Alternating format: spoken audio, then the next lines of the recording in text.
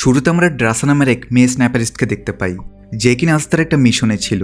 সে অনেক দূরে একটা প্রাইভেট জেট ল্যান্ড করার পর সেখানে থাকা একজন বিজনেসম্যানকে অনেক দূর থেকেই শ্যুট করে দেয়। আসলে ড্রাসা তার কাজে অনেক দক্ষ ছিল, তাই সে টাকার বিনিময়ে আমার মিশনগুলো কমপ্লিট করত। এর পরের দিন সে তার পিতার সাথে দেখা করতে যায়, যে কিনা ড্রাসার মায়ের কবরে তার মৃত্যুবার্ষিকী হিসেবে এসেছে। ড্রাসার কাজের ব্যাপারে তার পিতাও জানত, যে কিভাবে সে টাকার বিনিময়ে মানুষদের হত্যা করে। তার পিতা রিভিল করে সে ড্রাসার জন্য একটা বড় কাজ পেয়েছে, যেটাতে তাকে পুরো 1 বছরের জন্য একটা বিশেষ মিশনে যেতে হবে। আর এর বদলে ড্রাসা এত টাকা পাবে যেটা দিয়ে তাদের পুরো জীবন কেটে যাবে। যদিও ড্রাসার পিতা তাকে একটা খারাপ খবর দেয় যে কিভাবে সে ক্যান্সার আক্রান্ত, তাই সে সিদ্ধান্ত নেয় আগামী 14 ফেব্রুয়ারি অর্থাৎ ভ্যালেন্টাইন্সের দিন সে নিজেকে শেষ করে দিবে। এখন যেহেতু ড্রাসা 1 বছর ধরে নিজের মিশনে থাকবে, তাই তার পিতা তাকে 14 ফেব্রুয়ারি তার জন্য ক্যান্ডেলস জ্বালাতে বলে। অন্যদিকে একজন এক্স মিলিটারি সোলজার লিভাইকে দেখা যায়, যে কিনা প্রতিদিনের মতো নিজের ঘুম থেকে হঠাৎ জেগে ওঠে, কারণ সে তার ডিউটিতে অনেক মানুষের প্রাণ নিয়েছে, যার কারণে এখন তার ভালোভাবে ঘুম আসে না। সেও তার ইউনিটের সবচেয়ে দক্ষ ছিল, সে খুব দূরের টার্গেটকে শেষ করতে পারে। এখন আজ হঠাৎ তাকে মিলিটারি বেসে ডাকা হয়, যেখানে ব্রেথ নামের একজন এজেন্ট তার অপেক্ষা করছিল। সেও লিভেকে বড় একটা অফার দেয়। সে বলে লিভেকে পুরো 1 বছর একটা সিক্রেট মিশনে যেতে হবে, এর বদলে তাকে লাখ লাখ ডলার দেওয়া হবে, যার পরে তার লাইফে আর কোনোদিনও টাকার অভাব থাকবে না। লিভাই অবাক হয়, কারণ এত টাকা এমন কোন মিশনের জন্য দেওয়া হচ্ছে। ব্রেথ বলে লিভাই একা, সে বিয়েও করেনি, সে কোনো নেশাও করে না, তাই এই কাজের জন্য সে উপযুক্ত। এছাড়াও অতীতে সে 200-টিরও বেশি লক্ষ্যবস্তুকে শেষ করেছে, তাও অনেক দূর থেকে। এর কয়েক ঘন্টা পর লিভাইয়ের যখন চোখ খুলে, তখন তাকে একজন সোলজার এসে বলে লিভাই তার লোকেশনের অনেক কাছে পৌঁছে গিয়েছে।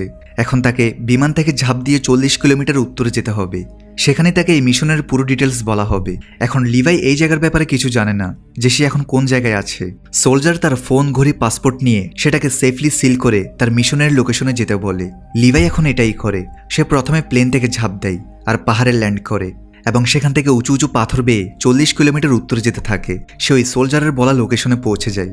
এখানে জ্যাসপার নামের এক সোলজার লিভেকে দেখে খুশি হয়, সাথে সে বলে কিভাবে সে গত 1 বছর ধরে এখানে ডিউটি করছে। তাকেও এজেন্ট ব্রেথ লক্ষ ডলারের বিনিময়ে পাঠিয়েছে। সো লিভাই যেহেতু আগামী 1 বছরের জন্য এখানে চলে এসেছে, তাই সে নিজের ঘরে যেতে পারবে। আর এতদিন ডিউটি করে সে যত পরিমাণ টাকা কামিয়েছে, সেগুলো দিয়ে সে পুরো জীবন আয়েশ করবে। লিভাই জিজ্ঞেস করে এখানে তাকে কি করতে হবে। এছাড়াও সে জানে না এটা কোন জায়গা বা এটা কোন দেশ। জ্যাসপার লিভাইকে তার ডিউটি বোঝানোর জন্য একটা উঁচু ওয়াচ টাওয়ারে নিয়ে যায়, যেটা অনেক বড় একটা গর্জ বা একটা খাদের কিনারে বানানো হয়েছে। এই খাদের চারপাশে শত শত কিলোমিটার পর্যন্ত কোনো কিছু দেখা যাচ্ছিল না। ওপারেও একটি ওয়াচ টাওয়ার ছিল। জ্যাসপার বলে সেটা ইস্ট এলাকা, আর সেই ওয়াচ টাওয়ার থাকা গার্ডকে রাশিয়ান গভর্নমেন্ট পাঠিয়েছে, তাই আমাদের সেই গার্ডের সাথে কোনো কন্ট্যাক্ট করা অ্যালাউ না, আর না তো আমাদের সেখানে যাওয়ার অনুমতি আছে। জ্যাসপার আরও বলে যে কিভাবে এই খাদের চারপাশে অনেক বড় বড় গ্যাজেট লাগানো হয়েছে, সাথে বড় বড় অটোমেটিক রাইফেল এবং বোমও লাগানো হয়েছে। লিভাই বলে আমরা কার সাথে লড়াই করছি, আমাদের দুশ্মনকে। জ্যাসপার বলে 70 বছর ধরে কোনো মানুষ এই খাদের ভেতর যায়নি। আসলে দ্বিতীয় বিশ্বযুদ্ধের সময় শেষবারের মতো সোভিয়েত ইউনিয়ন এবং আমেরিকা দুই দিকেরই 5000 সোলজার এই খাদের ভেতর গিয়েছে, কিন্তু এখন পর্যন্ত কেউ এখান থেকে বেঁচে ফিরতে পারেনি। এরপর থেকে আমেরিকার রাশিয়া দুই দেশ মিলে নিজেদের ওয়াচ টাওয়ারে এই খাদের এপার ওপার লাগিয়ে দেয়, যেন খাদের ভেতরে থাকে সে অচেনা জিনিসটা বাহিরে আসতে না পারে। আমিও জানি না ভেতরে কি আছে, তবে এটা বুঝে নাও নিচের নরক রয়েছে। এই জায়গাটা অনেক পুরনো, তাই বেশিরভাগ মানুষ এই ব্যাপারে কিছুই জানে না। জ্যাসপার আরও বলে লিভাই থেকে প্রতি 30 দিন পর রেডিও থেকে মেইন বেসে নিজের রিপোর্ট দিতে হবে, যেখানে সবকিছু নর্মাল আছে। এছাড়াও যদি এখানে কোনো গন্ডগোল হয়, তাহলে লিভাই মেইন বেসে অ্যালার্ট পাঠিয়ে দিবে। এখন জ্যাসপার লিভাইকে সেই সমস্ত তথ্য দিয়ে দিয়েছে যেগুলো সে নিজে জানত, আর এসব তথ্যগুলো জ্যাসপারকেও তার আগের গার্ডটা জানিয়েছে। অর্থাৎ এই তথ্যগুলো একজন গার্ড পরবর্তী গার্ডকে ট্রান্সফার করে দেয়। এখন জ্যাসপার লিভেকে গুড বাই বলে নিজের ডিউটি শেষ করে ঘরে যেতে থাকে। সে অনেক দূরে চলে আসে, যেখান থেকে এজেন্ট ব্রেথের হেলিকপ্টার তাকে পিক করবে। কিন্তু এখন সারপ্রাইজিংলি হেলিকপ্টার উপরে যেতেই জ্যাসপারকে গুলি করে নিচে ফেলে দেওয়া হয়। অর্থাৎ গত 70 বছরে এখানে আসা প্রতিটি সোলজারকে তারা এভাবেই টাকার লোভ দেখিয়ে এনে 1 বছর পর তাদের মেরে ফেলে, যেন বাহিরের দুনিয়া এই জায়গাটার সত্যটা জানতে না পারে। এখন এই জায়গায় এমন কি রহস্য লুকিয়ে আছে যেটা লুকানোর জন্য এত সব করা হচ্ছে? এটা অনেক বড় একটা রহস্য, যেটা আমরা পরে জানতে পারবো। এখন ধীরে ধীরে লিভাই থেকে আউটপোস্টে থাকতে থাকতে 1 মাস হয়ে যায়। সে তার ডেইলি ডিউটি পালন করে, সে সব ইলেকট্রনিক ডিভাইস চেক করে এবং 30 দিন পর পর মেন বেসে মেসেজ পাঠিয়ে দেয়। একা থাকতে থাকতে বোর হওয়ার কারণে সেখানে থাকা বুকসগুলো পড়তে থাকে। তবে একদিন সে নোটিস করে যে টাওয়ারের একটি দেয়ালে কিছু লেখা আছে। আসলে লেখাগুলো তাদের যারা এখানে ডিউটি করে গিয়েছে। যদিও লিভাই এখন জানে না এখানে ডিউটি করা প্রত্যেকটি সোলজারকে 1 বছর পর মেরে ফেলা হয়। সেই দিন লিভাই ইস্ট টাওয়ার থেকে কিছু আওয়াজ শুনতে পায়। যখন সে দূরবীন দিয়ে দেখে তখন সে একটা মেয়েকে দেখতে পায়, যেটা আসলে ড্রাসা ছিল। হ্যাঁ, লিভাইয়ের মতো তাকেও এই কাজের জন্য বাছাই করা হয়েছে। ওপারে রাশিয়ান এবং এপারে আমেরিকান পাহারা দিচ্ছে। এখন সামনের কয়েকদিন তারা দুজনে নিজেদের টাওয়ার থেকে একে অপরকে দূরবীন দিয়ে দেখতে থাকে।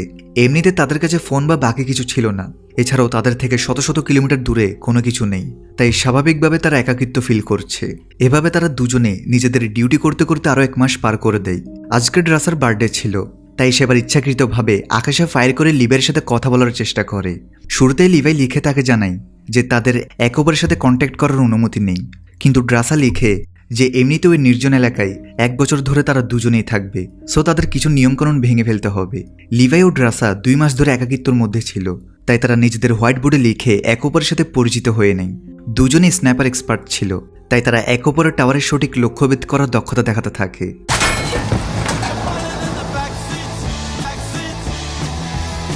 মোটামুটি দুজনেরই এই রাত অনেক ভালো কাটছিল, কিন্তু তখনই ড্রাসা লিভাইকে নিচে কিছু ইশারা করে দেখায়। লিভাই দেখে নিচে কিছু একটা নড়াচড়া করছে। তখনই দেখা যায় নিচ থেকে কিছু অদ্ভুত ধরনের জীব, যাদের শরীরে গাছের মতো শাখা প্রশাখা গজিয়েছে, তারা উপরে উঠছিল। এখন ডিউটি অনুযায়ী তারা সেগুলোকে শ্যুট করে মেরে ফেলতে থাকে। এখানে টাওয়ারের নিচে অনেক মাইন লাগানো ছিল, সেগুলো এখন ব্লাস্ট হওয়ার কারণে জীবগুলো মারা যেতে থাকে। এখন জীবগুলোর বেশি সংখ্যা দেখে ড্রাসাও নিজের দিক থেকে মেশিন গান দিয়ে ফায়ার করে লিভারের সাহায্য করে, আর এভাবে তারা সব ক্রিয়েচারদের মেরে ফেলে। কিন্তু যখনই তাদের লাগছিল সবকিছু শান্ত হয়ে গিয়েছে, তখনই ড্রাসার দিকেও একই ধরনের অনেক ক্রিয়েচার আসতে থাকে। এখন লিভারের পালা ছিল ড্রাসার সাহায্য করা, তাই সে মেশিন গান দিয়ে এক এক করে তাদের নিচে ফেলতে শুরু করে। লিভাই ও ড্রাসা ছাড়াও তাদের টাওয়ারে এবং আশেপাশে থাকা অটোমেটিক ওয়েপেন্স অ্যাক্টিভেট হয়ে যায়, যার ফলে ক্রিয়েচারগুলো উপরে আসার আগেই মারা যায়। সবকিছু যখন শান্ত হয়ে যায় তখন ড্রাসা লেখে আজকের বার্থডেটা তার সবচেয়ে বেস্ট বার্থডে ছিল। অনেকদিন পর তার সাথে লিভাইয়ের বন্ধুত্ব হয়ে যায়, সাথে প্রথমবার তারা সেই ক্রিয়েচারদের দেখেছে। এখন সকাল হতে হতে লিভাই তার আশেপাশে ইউজ হওয়া সব মাইনগুলোকে চেঞ্জ করতে থাকে, যেন পরবার সেই ক্রিয়েচারগুলো আসলে এই নতুন মাইনগুলো তাদের উড়িয়ে দেয়। এখানে সে নোটিস করে একটা ড্রোন তার উপর নজর রাখছে, কিন্তু এটা কার ড্রোন এটা কেউ এখন জানে না। এখন ধীরে ধীরে এভাবে আরও 1 মাস চলে যায়। লিভাই আর ড্রাসা বোর না হওয়ার জন্য দিনে অনেকবার হোয়াইট বোর্ডে লিখে একে অপরের সাথে কথা বলে। তারা কিছু জিনিস জোগাড় করে চেস খেলাও শুরু করে দেয়, আর আগামী কয়েক মাস তারা এভাবে কথা বলতে বলতে নিজেদের ব্যাপারে অনেক কিছু জেনে যায়। যদিও তাদের বলা হয়েছে কন্ট্যাক্ট না করতে, কিন্তু মানুষের অভ্যাস এমন যে তারা একা থাকতে পারে না। যাই হোক, এভাবে সময় যেতে যেতে 14ই ফেব্রুয়ারি চলে আসে। ড্রাসা আজ অনেক দুঃখী ছিল, কারণ এই সিক্রেট মিশনের কারণে সে তার পিতার শেষ সময় তার সাথে ছিল না। দূর থেকে লিভাই এই ব্যাপারটা জেনে যায়। এই পুরো রাত লিভাই আর ড্রাসা দুজনেই ঘুমায় না, আর সকাল হলেই লিভাই সিদ্ধান্ত নেয় যে কিভাবে সে ইস্ট সাইডে ড্রাসার কাছে যাবে। যদিও এটা অনেক বিপজ্জনক হতে পারে, কারণ মাঝখানে অনেক বড় একটা খাদ ছিল, যেখান থেকে যে কোনো সময় ক্রিয়েচাররা বের হয়ে আসতে পারে। লিভাই ঝুঁকি নিয়ে একটা কেবল ইস্ট সাইডে পাঠানোর চেষ্টা করছে।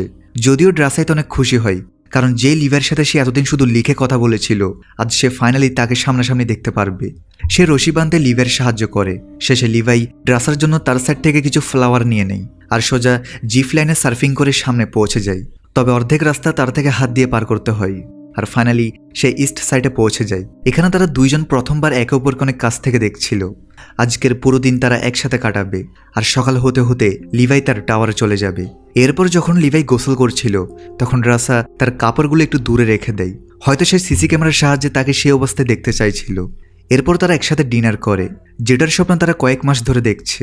এখানে তারা কথা বলার সময় জানতে পারে দুজনকে এই ডিউটির ব্যাপারে আগে থেকে কিছু বলা হয়নি। এমনকি তারা এটাও জানে না তারা এখন পৃথিবীর কোন জায়গায় অবস্থান করছে। লিভাই বলে খাদের নিচে কি হতে পারে, হয়তোবা সেখানে অন্য দুনিয়ার পোর্টাল রয়েছে। যাই হোক, রাত হতে হতে তারা একে অপরের অনেক কাছে এসে যায়। সহজ ভাষায় তারা একে অপরকে ভালোবেসে ফেলেছে। এখন পুরো রাত কাটানোর পর লিভাই সিদ্ধান্ত নেয় কিভাবে সে প্রতি সপ্তাহে এখানে আসতে থাকবে।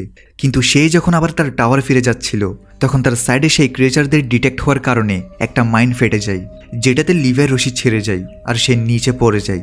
তবে সে পড়ে যাওয়ার আগে সে নিজের প্যারাশুট খুলে দেয়। তাই ড্রাসা তার প্যারাশুট আর ওয়েপেন্স নিয়ে সোজা লিভাইয়ের পেছনে খাদে ঝাঁপিয়ে পড়ে।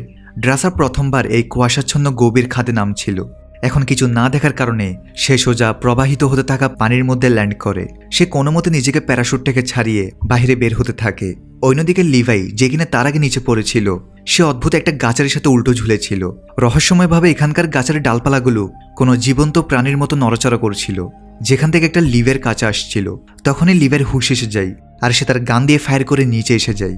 এই গুলির আওয়াজগুলো ড্রাসাও শুনে ফেলে, যার ফলে সে বুঝতে পারে লিভাই কোন দিকে আছে।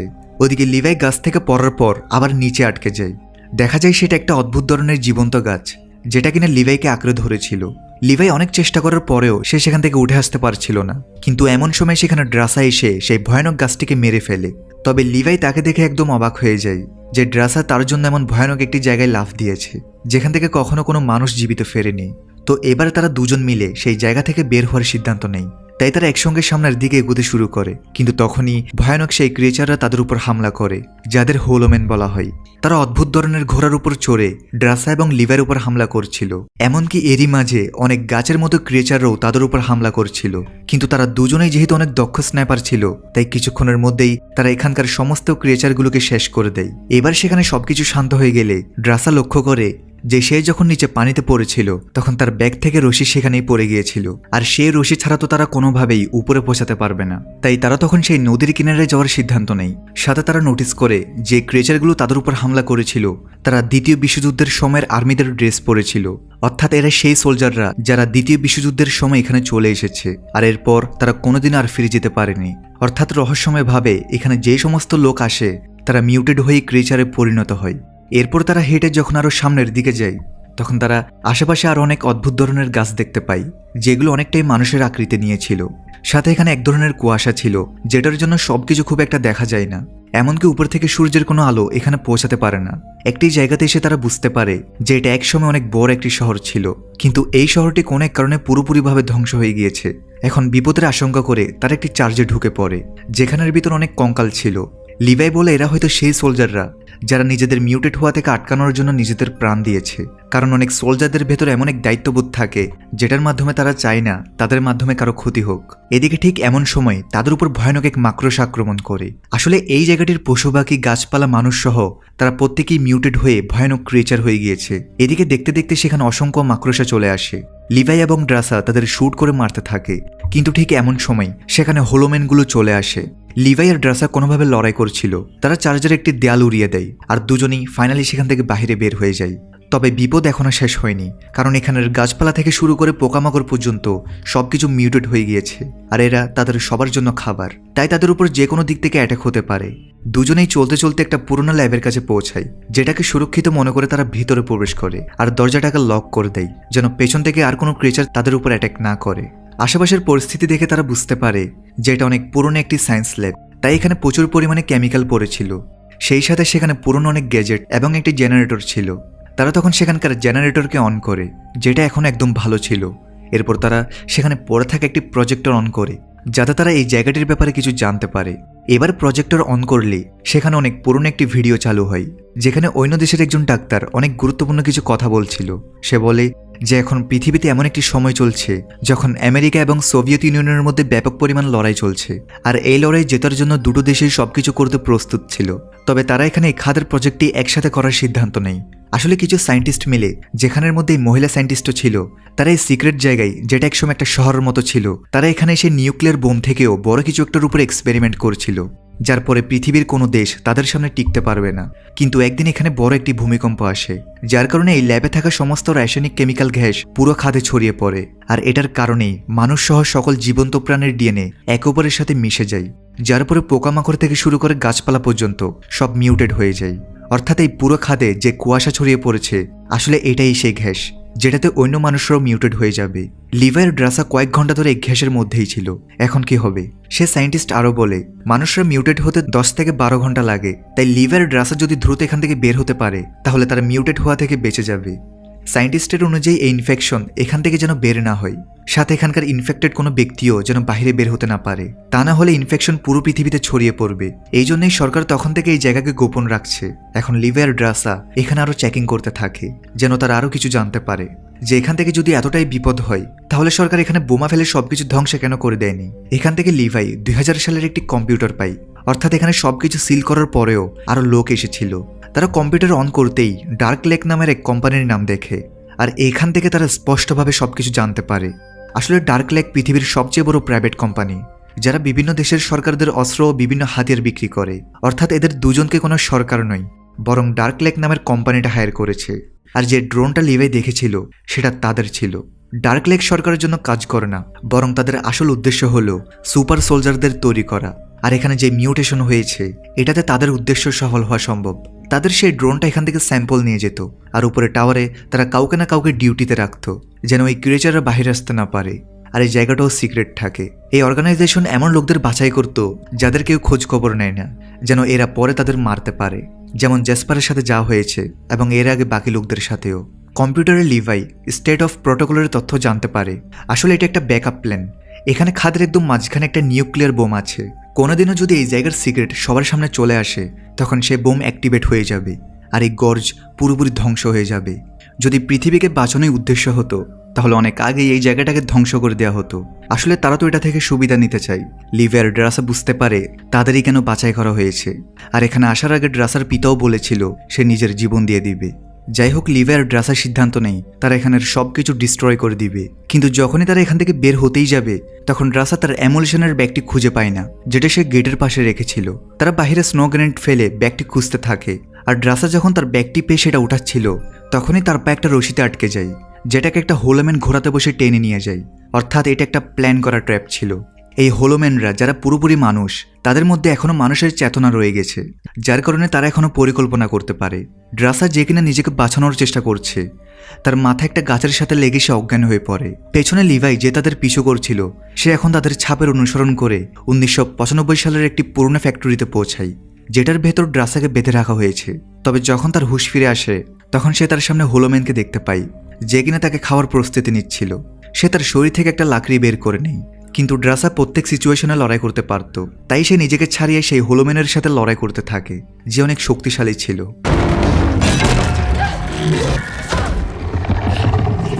কিন্তু ঠিক সময় লিভাই সেখানে এসে গুলি করে হোলোম্যানের মাথা ঝাঁঝরা করে দেয়। ড্রাসা খুব ভয় পেয়ে গিয়েছিল। লিভাই এটা দেখে অবাক হয়ে যায় যে এই হোলোম্যান আর কেউ নয়, বরং তার টাওয়ারে কাজ করা একজন গার্ড ছিল, যার নাম সে ওই দেয়ালে দেখেছিল। তখন তারা দেখে যে এখানে অদ্ভুত একটি জেনেটিক মিউটেশন হয়েছে। দেখে মনে হচ্ছিল যেন কোনো বিশাল একটি এলিয়েন জীব, তবে সেখানে মানুষের কাঠামো দেখা যায়। আর যখন তারা সেটার মধ্যে দিয়ে যাচ্ছিল তখন ভুলে ড্রাসার সাথে সেটার টাচ হয়ে যায়। যখন তারা জানতে পারে এখানের সব কাণ্ডগুলো তাদের ধরছে তখন তারা তাদের ছুরি দিয়ে কাণ্ডগুলোকে কাটতে কাটতে সামনে এগিয়ে যায়। তারা একটা গ্রেনেড ছুঁড়ে নিজেদের বাঁচিয়ে ফেলে। এখন এখান থেকে বের হয়ে তারা একটা পাওয়ারফুল ইঞ্জিনের জিপ পায়, আর এটার সাহায্যে তাদের উপরে যাওয়ার জন্য লিভাই একটা পথ খুঁজে পায়। বের হওয়ার সময় রাস্তায় তারা সেই বোমটাকেও দেখে। এরপর তারা জিপকে সেই কেবলের সাথে বেঁধে দেয়, যেটা থেকে প্রথমে লিভাই পড়ে গিয়েছিল। তারা এখন পুরো জিপের সাথে জিপ লাইনারের সাহায্যে উপরে যেতে থাকে, যদিও তাদের পেছনে ক্রিয়েচার পড়ে যায় যারা সেই কেবলটি ধরে উপরে আসছিল। তারা দুজনেই লড়াই করতে থাকে, তবে কেবলের ওজন বেশি ছিল, তাই লিভাই গাড়ির পেট্রোল বের করে আগুন লাগিয়ে দেয়, যেটাতে ক্রিয়েচারদের গায়ে আগুন লেগে যায়। তবে গাড়িতেও আগুন ধরে যায়।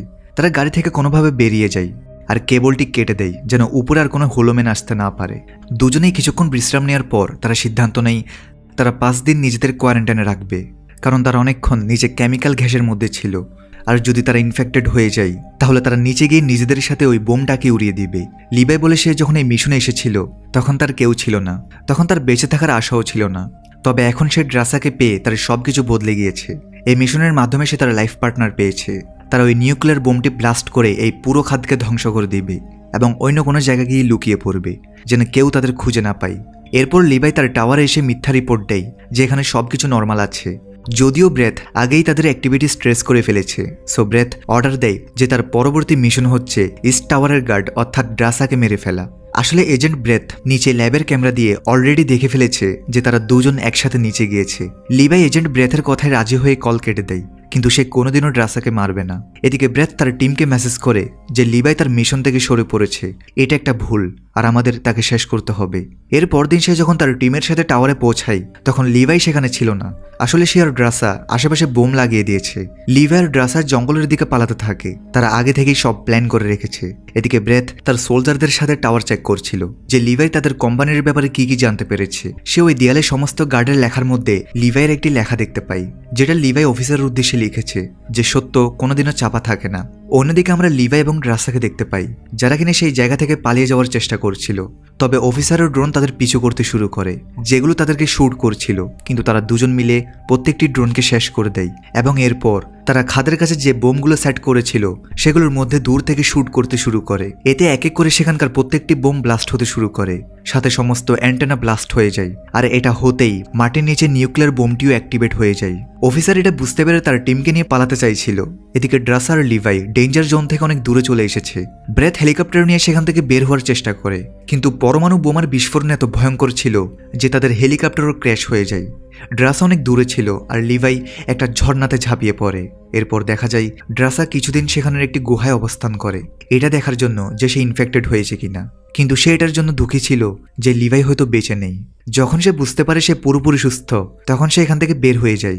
এভাবেই প্রায় অনেকদিন সময় পার হয়ে যায়। বর্তমানে ড্রাসা একটি রেস্টুরেন্টে কাজ করছে, তবে আজও সে লিভাইকে ভুলতে পারেনি। তার বিশ্বাস যে লিভাই একদিন নিশ্চয়ই ফিরে আসবে। তো এভাবে একদিন ড্রাসা যখন রেস্টুরেন্টে কাজ করছিল, ঠিক তখনই সে লিভাইকে বসে থাকতে দেখে। তারা দুজনে এখানে এতটা ইমোশনাল হয়ে যায় যে তারা আর একটি কথাও বলতে পারছিল না, তাই তারা দুজন দুজনকে জড়িয়ে ধরে। এভাবেই সুন্দর একটি এন্ডিংয়ের মাধ্যমে এই মুভি এখানেই শেষ হয়।